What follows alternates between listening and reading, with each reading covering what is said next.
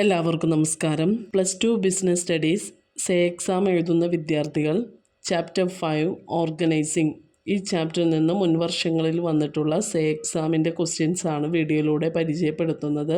കഴിഞ്ഞ 4 ചാപ്റ്റേഴ്സിൻ്റെയും video playlist ആക്കിയിട്ട് നമ്മുടെ ചാനലിൽ കൊടുത്തിട്ടുണ്ട്. അതും കൂടി കണ്ട് മനസ്സിലാക്കേണ്ടതാണ്. ഇപ്പോൾ ചാപ്റ്റർ 5 ഓർഗനൈസിംഗ് വൺ വേർഡ് നോക്കാം. First one, granting of authority to subordinates to operate within the prescribed limit is called dash. 4 option തന്നിട്ടുണ്ട്: ഡെലഗേഷൻ, കോർഡിനേഷൻ, ഡയറക്റ്റിംഗ്, സ്റ്റാഫിംഗ്. ഇതിൻ്റെ ആൻസർ ഓപ്ഷൻ എ ആണ്, ഡെലഗേഷൻ. നെക്സ്റ്റ് വൺ വേർഡ് 2 വർഷം repeated question ആണ്. 2023-ലും 2024-ലും repeated ആണ്.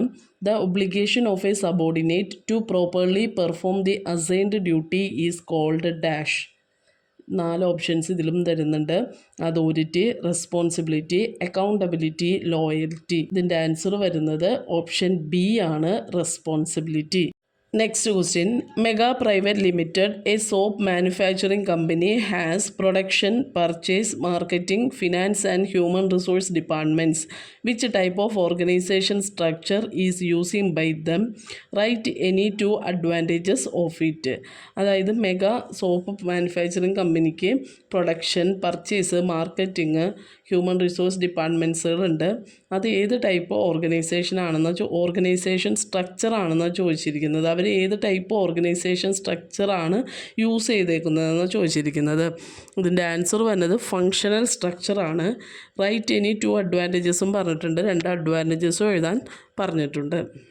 ഈ functional structure തന്നെ വേറെ ഡയഗ്രാം നൽകിയിട്ട്, ടെക്സ്റ്റിലെ അതേ ഡയഗ്രാം തന്നെ നൽകിയിട്ട് ക്വസ്റ്റ്യനായിട്ട് ചോദിച്ചിട്ടുണ്ട്. Identify the type of organisation structure depicted in the following diagram and write the suitability of these organisation structure.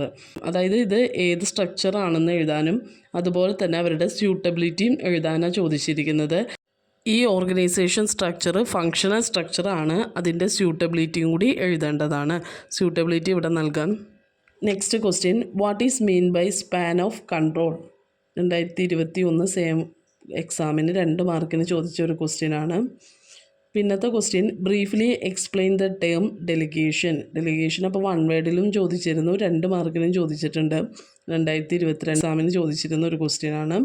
Next ചോദിച്ച ഒരു 2 മാർക്കിൻ്റെ ക്വസ്റ്റ്യനാണ്, വാട്ട് ഈസ് ഡീസെൻട്രലൈസേഷൻ. പിന്നെ 2024-ലും 2021-ലും റിപ്പീറ്റ് ചെയ്തൊരു ക്വസ്റ്റ്യനാണ്, explain various steps in the process of organising.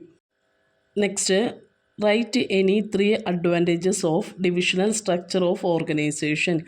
ഓർഗനൈസേഷൻ്റെ divisional സ്ട്രക്ചറിൻ്റെ advantages എഴുതാൻ ചോദിച്ചിരുന്നു. പിന്നെ ചോദിച്ചൊരു ക്വസ്റ്റ്യനാണ്, draw a diagram showing functional structure of organisation.